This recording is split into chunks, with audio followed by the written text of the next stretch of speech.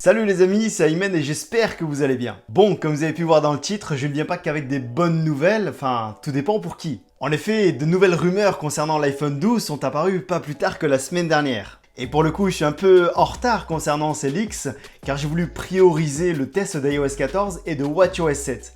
Mais on va rattraper tout ça. Bon, je vous propose de commencer par les bonnes nouvelles, et sans plus tarder, on est parti.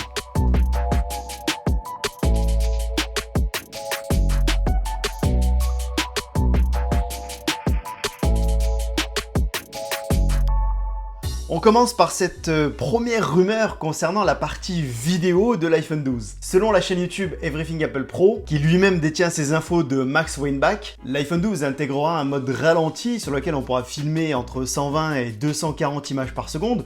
Bon, jusque là ça va, mais en 4K cette fois. Et si c'est le cas, ça sera une véritable prouesse technique, car jusqu'à là, aucun smartphone n'est capable de faire ça. Cela dit, je pense que cette fonction sera exclusive à la gamme Pro des futurs iPhones, soit l'iPhone 12 Pro et l'iPhone 12 Pro Max. Pour vous donner une idée et à titre de comparaison avec les iPhones actuels, l'iPhone 11 Pro peut filmer jusqu'à 60 images par seconde en 4K. Et si vous voulez effectuer du ralenti, vous pourrez filmer entre 120 et 240 images par seconde, mais vous serez limité en Full HD. Concernant la deuxième rumeur, Apple serait en train de concevoir un nouveau chargeur avec une puissance de 20 watts. Pour vous donner une idée, les chargeurs vendus actuellement avec les iPhone 11 Pro et 11 Pro Max ont une puissance de 18 watts. Ces nouveaux chargeurs seraient donc plus puissants de 2 watts par rapport aux chargeurs actuels, ce qui forcément va accélérer le temps de recharge de votre iPhone. D'ailleurs, quelques photos de ce qui serait le prototype de ce chargeur ont fuité. Ce prototype a un design transparent avec une teinte légèrement bleutée. Si ce design est conservé, je trouve qu'il irait parfaitement avec le futur iPhone 12, qui lui aussi serait proposé avec une nouvelle couleur bleue. Ce qui m'amène à cette troisième rumeur qui n'est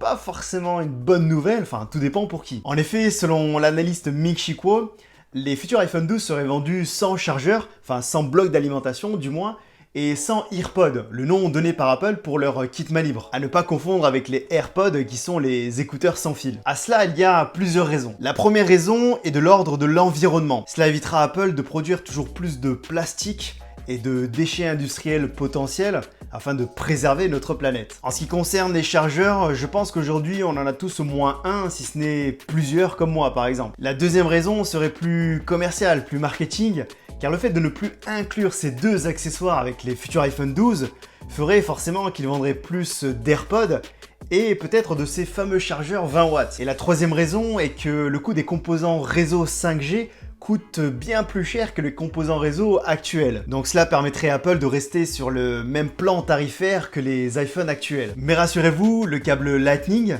le câble du chargeur, sera toujours fourni. Pour l'instant. Ce qui m'amène à cette prochaine rumeur qui voudrait que les futurs iPhones ne disposeraient de plus aucun port. Et là pour le coup, le fait de ne plus inclure ces accessoires dans les boîtes des iPhone 12 aurait pour but de préparer l'acheteur à cette transition des appareils n'ayant plus aucun port. Donc plus de port jack, comme c'est le cas depuis quelques années maintenant, mais aussi plus de port Lightning, en y intégrant un port magnétique, un peu à la manière des Apple Watch, mais bien sûr pas avec la même disposition. Cela permettrait à Apple de vendre encore plus d'accessoires, et pourquoi pas ce fameux AirPower 2, qui est censé être actuellement en développement. Je conçois quand même que c'est encore très difficile d'imaginer des smartphones n'ayant plus aucun port, car mine de rien, on est encore plus ou moins attaché à nos câbles. Mais quand on réfléchit à la question, les solutions existent déjà en fait. Aujourd'hui, l'iPhone est capable de se recharger sans fil, et les transferts de données peuvent être faits via AirDrop ou Bluetooth, ou encore stockés grâce à des solutions de cloud. Donc je pense que ce n'est plus qu'une question de temps,